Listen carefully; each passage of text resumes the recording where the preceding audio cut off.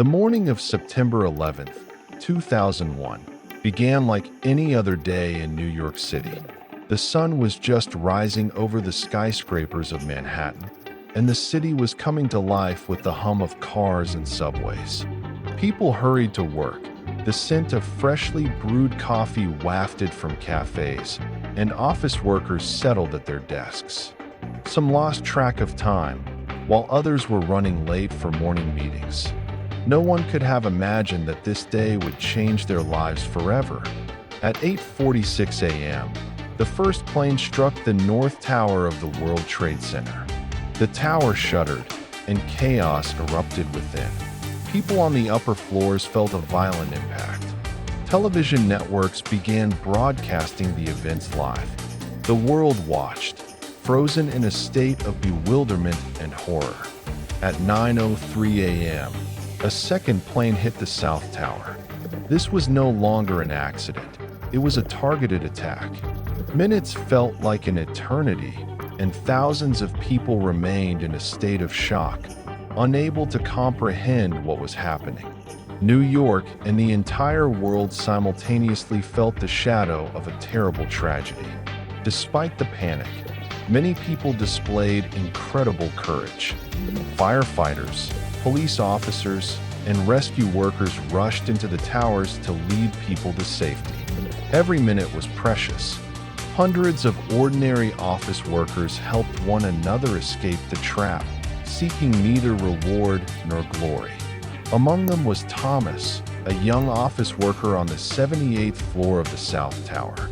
When the explosion from the first impact echoed through the upper floors, Thomas organized his colleagues, helping them down the stairs. His voice was calm and steady. He led people through smoke-filled corridors, step by step. People followed his guidance even as their hearts raced. His story is just one of thousands involving those who saved others by risking their own lives. Chaos erupted on the city streets. Police cordoned off roads and evacuated people from dangerous areas.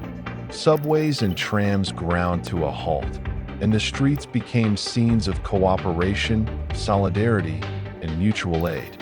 Despite the fear and shock, New Yorkers stood together. Television screens across the globe showed the collapse of the South Tower at 9:59 a.m.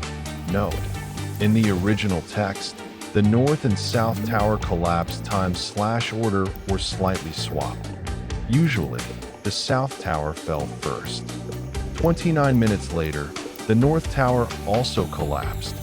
The sound and sight of these events remained etched in the memories of millions. The Twin Towers, symbols of economic power and progress, vanished in minutes. Yet, amid the ruins and tragedy, hope emerged. Rescue operations continued for days and weeks. Firefighters, volunteers, medics, and ordinary passers-by worked without rest, pulling people from the debris. Every small act became a step towards saving a life and offering support. One story tells of Sarah, a Manhattan nurse working at a nearby hospital that day. She organized the intake of the wounded and those suffering from panic, providing first aid and emotional support. She understood that every word and every gesture could save a life. The tragedy touched more than just New York. Government offices, airports, and transportation hubs across the country were on high alert. People throughout America followed the events, grieving alongside the city that became a symbol of resilience in the face of terrorism.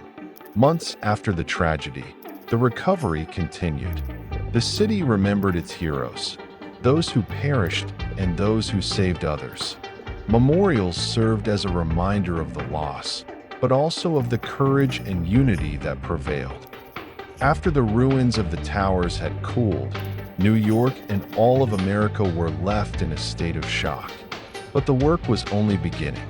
Rescue services continued to sift through the rubble, recovering people and personal belongings that had become symbols of loss. Volunteers arrived from every corner of the country. People brought water, food, and blankets. The city breathed heroism and mutual support. One of the primary tasks was to identify all the victims and preserve their memory. It was a monumental undertaking. Hundreds, thousands of names, documents, photographs, and personal effects. For the families, it was a time of waiting and hope, even when that hope felt fragile. At the same time, the investigation into the attacks began. The FBI, CIA, and other agencies worked around the clock to understand how the unthinkable had happened. They gathered testimonies, reviewed camera footage, and traced digital footprints. The goal was singular: to stop those behind the attacks and prevent new tragedies. In parallel, the country underwent profound changes in security and daily life. Airports implemented strict screenings, streets were more heavily guarded, and people became more attentive to details. Fear and anxiety became part of everyday life, but along with them came the realization that safety is everyone's responsibility. Among the stories of heroism was Daniel, a young firefighter from Brooklyn. He worked at the site of the ruins for weeks, risking his own health due to the dust and unstable structures. Every recovered scrap of paper, every photograph, and every body was a chance to give people closure and honor the memory of the fallen. Simultaneously, small stories of hope began to emerge. People who had lost everything received help from neighbors and unknown volunteers. Offices, shops, cafes, and even playgrounds were restored. The city was returning to life, step by step, day by day. Months after the tragedy, work began on the construction of the September 11th Memorial and Museum. It was a way to honor those who perished and tell the world about the heroes who saved lives. The memorial became a symbol of resilience, a place of remembrance, and a reminder of the strength of the human spirit. Among the thousands of people who helped at the scene, individual stories of courage stood out. Firefighter Michael from Long Island arrived before dawn. He saw buildings smoking and collapsing, but he did not stop.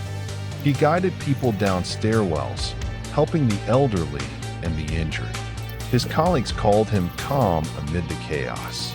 At a nearby hospital, a nurse named Laura was on duty. She organized the intake of people who had escaped from the upper floors. Many were panicking, some struggling to breathe because of dust and stress. Laura calmly and decisively triaged patients, provided first aid, and offered emotional support, ignoring her own fear.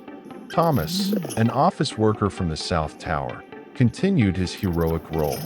He not only led his colleagues to safety, but returned to the danger zone several times to help those who had fallen behind. His story became a symbol that even an ordinary person can be a hero in a critical moment. While rescue operations continued on the streets, the search for evidence and the documentation of the tragedy began. Cameras across the city recorded every moment, and specialists collected call logs and video footage from the buildings. Every frame, every sound helped establish the timeline and reconstruct details for the investigation. At the same time, anxiety and tension grew across the country. Strict security measures were introduced in schools, offices, and airports. People became more attentive to one another and to small details in their surroundings. Many realized for the first time that security is everyone's responsibility, and even the smallest piece of information can save lives. In the days and weeks that followed, volunteers from all corners of the United States came to New York. People who had never seen the city before helped clear debris and brought water, food, and blankets. They worked alongside firefighters and police officers, showing that cooperation and solidarity can change the situation even in the hardest moments. One of the key operations was the evacuation of people from nearby buildings and the subway. Hundreds were trapped, But thanks to the swift actions of police and rescuers, they reached safe areas. Every minute was critical, and every rescuer knew that the speed of their decisions meant the difference between life and death for thousands. The September 11th Memorial and Museum became not only places of remembrance, but also symbols of unity and hope. They tell the stories of heroes, those who saved lives, and those who sacrificed themselves for others.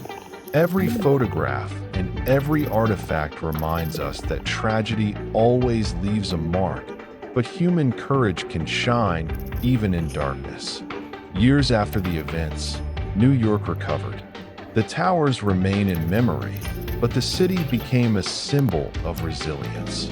Those who lived through those days went on with their lives, helped others, and remembered the lessons of the tragedy. They knew the world can change in seconds, but the strength of community, mutual support, and heroism make it stronger. And although the tragedy left deep scars, the solidarity, bravery, and courage of those days remind us that even in the darkest hours, light can be found. Every small rescue story, every act of humanity, proves that fear and destruction do not have the final word. Thank you for watching. Don't forget to subscribe so you won't miss the next thrilling real-life stories.